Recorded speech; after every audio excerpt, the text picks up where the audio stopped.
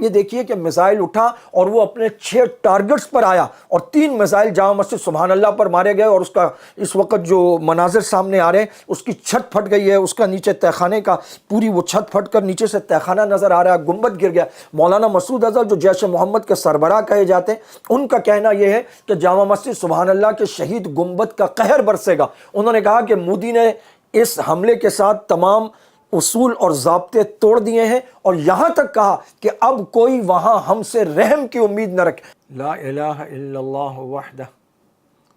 انجز وعدہ نصر عبدہ وہزم الاحزاب وحدہ۔ 6 اور 7 مئی 2025 کی درمیانی رات بھارت نے ہمیشہ کی طرح ایک بزدلانہ حملہ کیا، یعنی رات کی تاریکی میں چھپ کر اچانک پاکستان میں 6 مقامات پر حملے ہوئے ہیں۔ ان میں آزاد کشمیر میں 3 مقامات، مظفر آباد، کوٹلی اور باغ، پھر مرید کے لاہور کے نزدیک جماعت الدعوہ کا مرکز، اور احمد پور شرقیہ اور بہاولپور، اور ممکن ہے کہ یہ دونوں ایک ہی ہوں کیونکہ وہ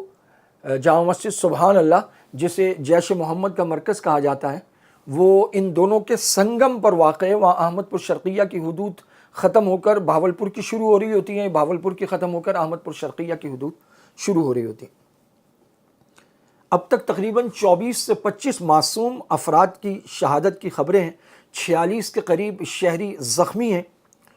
اور پورے ملک میں یکجہتی پائی جاتی ہے۔ تمام تنظیمیں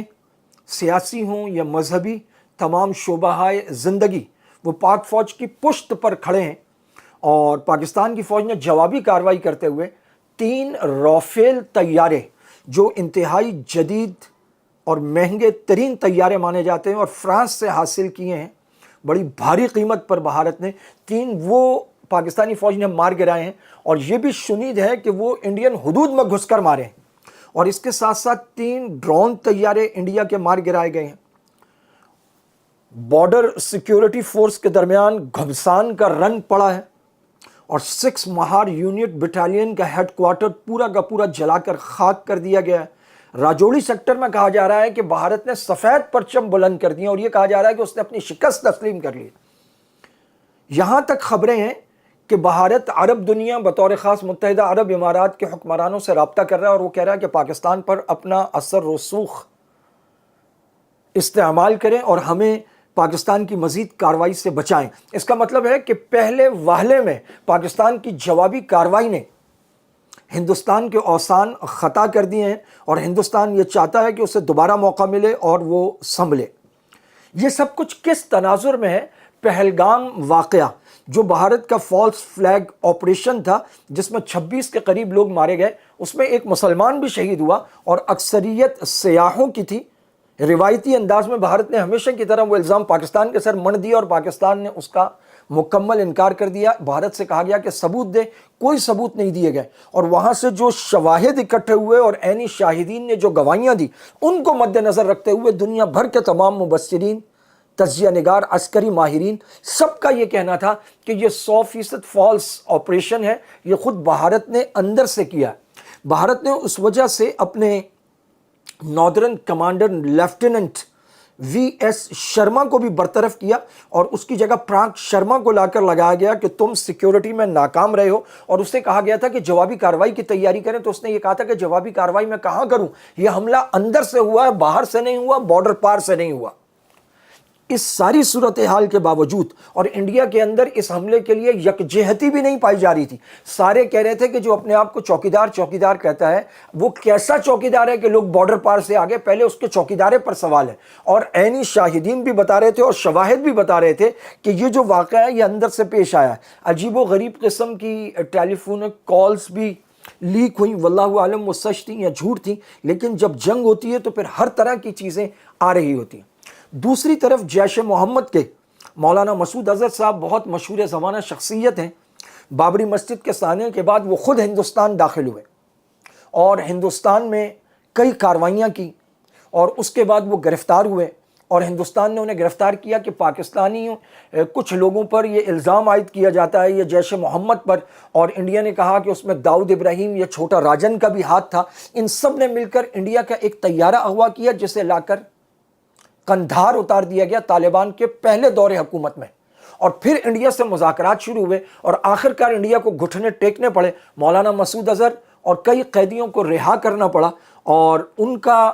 وزیر خارجہ خود لے کر مولانا مسعود اظہر کو وہ پہنچا، اور وہاں سے پھر وہ پاکستان، اور چند گھنٹوں بعد وہ کراچی میں ناظم آباد کے ایک دینی ادارے میں موجود تھے جہاں ہزاروں کا ٹھاٹھے مارتا ہوا سمندر ان کا منتظر تھا۔ یہی مولانا مسعود اظہر ہیں جن کے بارے میں کہا جاتا ہے کہ جامع مسجد سبحان اللہ بہاولپور کے سنگم پر واقع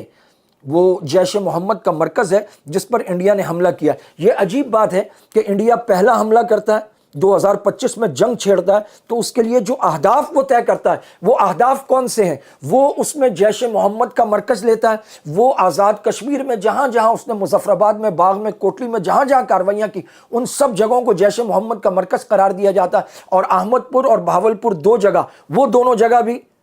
مولانا مسعود اظہر کا مرکز قرار دی جاتی ہے۔ مرید کے میں حافظ سعید صاحب کا مرکز ہے جو جماعت الدعوہ یا لشکر طیبہ کا مرکز ہے۔ مولانا مسعود اظہر صاحب پر بھی پاکستانی حکومت کی جانب سے پابندیاں عائد ہیں اور وہ ایک عرصے سے روپوش ہیں۔ اسی طرح حافظ سعید صاحب 10 سال سے زیادہ کی نظر بندی میں ہیں۔ ان ساری باتوں کے باوجود یہاں پر حملہ ہوتا ہے اور پاکستان نے اسے اپنی سالمیت پر حملہ قرار دیا۔ یہ حملہ بالکل ایسے ہی ہے جیسے کسی فوجی ہیڈ کوارٹر پر حملہ ہو یا DHA پر حملہ ہو یا کسی وزیر، اس سے کوئی فرق نہیں پڑتا۔ پوری پاکستانی قوم ایک پیج پر ہے، ایک جگہ کھڑی ہے۔ پاکستان کی سالمیت کا سوال ہے، پاکستان کی سرزمین کے 1 انچ پر بھی حملہ ہوا اور پاکستان کے کسی ایک شہری کی بھی شہادت ہوئی تو پاکستان نے اسے خود پر حملہ سمجھا اور اس کا بھرپور جواب دیا ہے۔ اور غیر جانبدار تبصرے یہ بتا رہے ہیں کہ اس پہلی کارروائی میں بھارت کو بہت ہزیمت اٹھانا پڑی ہے، بہت خفت کا سامنا کرنا پڑا ہے۔ اس کے دنیا کے جدید ترین، مہنگے ترین 3 رافیل طیارے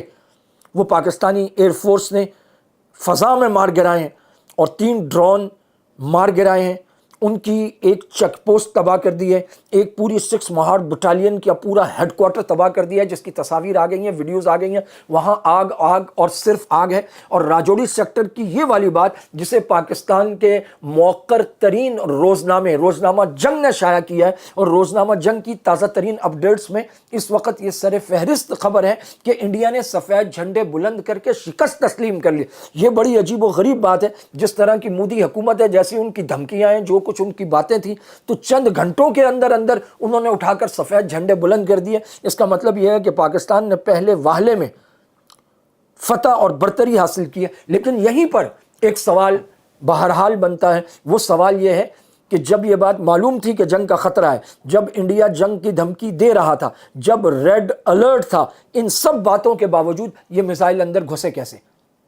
کیا پاکستان کے پاس وہ سسٹم موجود نہیں ہے کہ وہ فضا ہی میں ان میزائلوں کو روک لیتا؟ پاکستانی حدود کو جیسے ہی کوئی طیارہ کراس کرتا ہے تو اس کا پتہ لگ جاتا ہے، یہاں سے جہاز اڑتے ہیں اور اسے مار گراتے ہیں۔ الحمدللہ یہ کئی دفعہ ہوا ہے، لیکن آپ یہ دیکھیے کہ میزائل اٹھا اور وہ اپنے 6 ٹارگٹس پر آیا اور 3 میزائل جامع مسجد سبحان اللہ پر مارے گئے، اور اس کا اس وقت جو مناظر سامنے آ رہے ہیں، اس کی چھت پھٹ گئی ہے، اس کا نیچے تہخانے کا پوری وہ چھت پھٹ کر نیچے سے تہخانہ نظر آ رہا ہے، گنبد گر گیا۔ مولانا مسعود اظہر جو جیش محمد کے سربراہ کہے جاتے ہیں، ان کا کہنا یہ ہے کہ جامع مسجد سبحان اللہ کے شہید گنبد کا قہر برسے گا۔ انہوں نے کہا کہ مودی نے اس حملے کے ساتھ تمام اصول اور ضابطے توڑ دیے ہیں، اور یہاں تک کہا کہ اب کوئی وہاں ہم سے رحم کی امید نہ رکھے۔ انہوں نے کہا وہاں کوئی رحم کی امید نہ رکھے، جامع مسجد سبحان اللہ کے شہید گنبدوں کا قہر برسے گا۔ شنید یہ ہے اور کہا یہ جا رہا ہے، اور مولانا مسعود اظہر کا ایک پیغام بھی سامنے آیا۔ وہ پاکستان میں روزانہ کی بنیاد پر ایک مکتوب خادم کے نام سے ایک خط شائع کرتے ہیں۔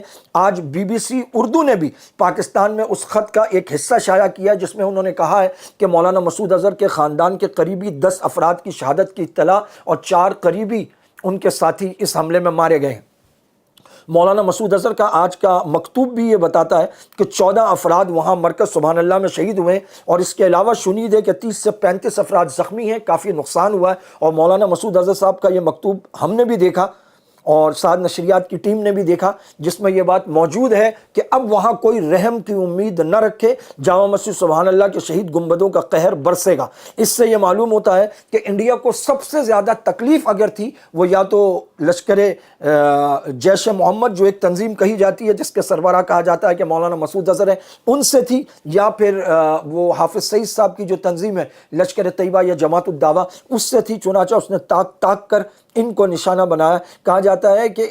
انڈین کشمیر میں، مقبوضہ کشمیر میں جو مسلسل کاروائیاں چل رہی تھیں، ان کاروائیوں میں انڈیا یہ سمجھتا ہے کہ لشکر طیبہ اور جیش محمد ملوث ہیں اور یہ ہمارے فوجیوں کے ساتھ وہاں لڑ رہے ہیں۔ اس میں کوئی شک نہیں ہے کہ پچھلے 3-4 مہینے سے کشمیر کا محاذ انتہائی گرم رہا اور وہاں بھارتی فوج کو بڑے نقصانات کا سامنا کرنا پڑا، حتیٰ کہ پھر انہوں نے کئی لوگوں پر یہ الزام عائد کرتے ہوئے کہ وہ ان کاروائیوں میں ملوث ہے، ان کے گھروں کو گرا دیا۔ پھر بھارت سے آوازیں اٹھنا شروع ہوئیں کہ ان کے گھروں کو مت